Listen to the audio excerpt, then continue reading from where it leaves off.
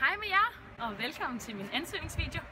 I har mit drømmejob, og jeg tror, at vi er et match, der vil slå Tinder med flere sømil. Og nu skal jeg vise jer hvorfor. I søger en, der godt kan lide eventyr og formidle og sejle. Check! Jeg er nemlig journalist, og normalt bruger jeg min tid på at lave nyheder til ind- og udland og politik.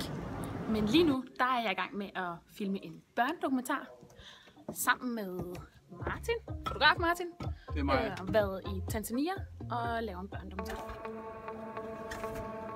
Jeg er super aktiv og har det bedst udenfor. Jeg løber oftest rundt, og så er jeg ret vild med at sejle. Jeg startede min spæde sejlkarriere som Esrum sømester i Optimistjolle. Og nu har jeg duelighedsbevis og er så heldig, at jeg kan sejle rundt i min families sejlbåd, indtil jeg selv får råd til en. Jeg er rigtig meget sejlebange, så der ikke min begejstring for at sejle vil jeg gerne dele med alle jeres nuværende Boatflex-brugere, og forhåbentlig en masse kommende Boatflex-brugere. En af mine helt store passioner, det er at rejse.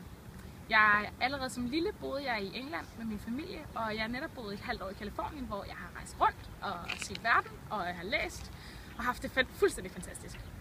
Jeg har besøgt rigtig mange steder i verden, men jeg er ret sikker på, at der er meget mere fedt derude, og det vil jeg sindssygt gerne opleve og fortælle alle mulige mennesker om.